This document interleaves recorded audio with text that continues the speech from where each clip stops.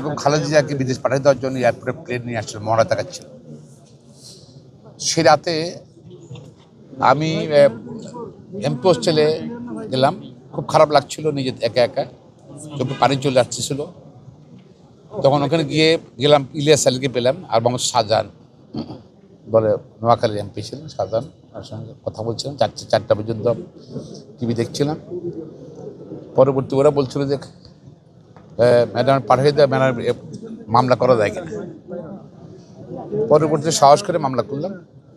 বৃহস্পতিবার ছিল মনে করি, কোর্ট থেকে নির্দেশ দিল বেগম খালেদা জিয়া না পাঠাতে হয়। উনি যেতে চান নাই, বিপদ। আবার 8 সালে প্রায় 1 বছর হয়ে গেছে বেগম খালেদা জিয়া এবং শেখ হাসিনার জেলে, সাব জেলে। শেখ হাসিনা চলে গেছেন প্যারোলে মুক্তি নিয়ে দেশে চিকিৎসার জন্য।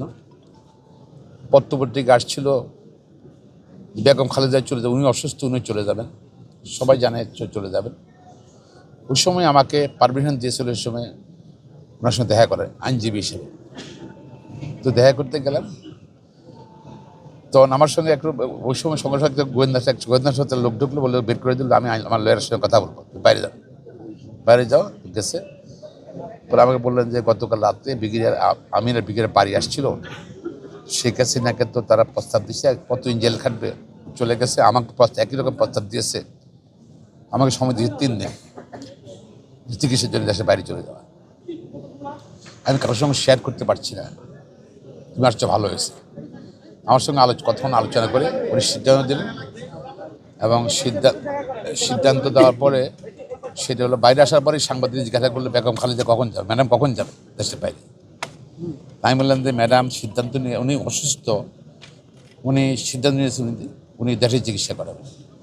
উনি আপনাদের মাধ্যমে দেশবাসী জানাতে বলছে, জনগণ তাকে 3বার প্রধানমন্ত্রী করেছে, জনগণকে ছিল উনি কোথাও যাবেন না। That was the historical decision. আর রাজনীতি হিসেবে বেগম খালেদা জিয়া ধৈর্য এবং সবসময় অন্যায়ের বিরুদ্ধে প্রতিবাদী ছিল, ব্যক্তিত্ব সম্পন্ন, সততা, সব কিছু মিলিয়ে। এবং উনি রাজনৈতিক জীবনের শুরুতেই গণতন্ত্রের জন্য আন্দোলন শুরু করেন, এরশাদ বিরুদ্ধে আন্দোলন, সে অব্যাহত রেখেছেন। এবং গত 15 বছরও কিন্তু আন্দোলন ছিল, কারাবরণ বলেন, সব আন্দোলন অংশ ছিল। কিন্তু দেশ নির্বাচন আসছে, এখন নির্বাচন হবে আশা করছি। যারা আন্দোলনের পরিপ্রেক্ষিতে আজকে গত 15 বছর আন্দোলন, সারা জীবন আন্দোলন করলো, তিনি নির্বাচনের মুহূর্তে চলে গেছেন, জাতিকে অভিভাবক শূন্য করে। আমার মনে হয় বাংলাদেশের রাজনীতিতে এরকম সরকার প্রধান বিরল ব্যক্তিত্ব, এরকম আসবে কিনা আমি জানা নেই। পৃথিবীতে খুব বিরল। তার দেশপ্রেম, এখানে কোনো কম্প্রোমাইজ নেই। ডেমোক্রেসিতে এখানে কোনো কম্প্রোমাইজ নেই, এবং দেশের স্বার্থে কোনো কম্প্রোমাইজ নেই।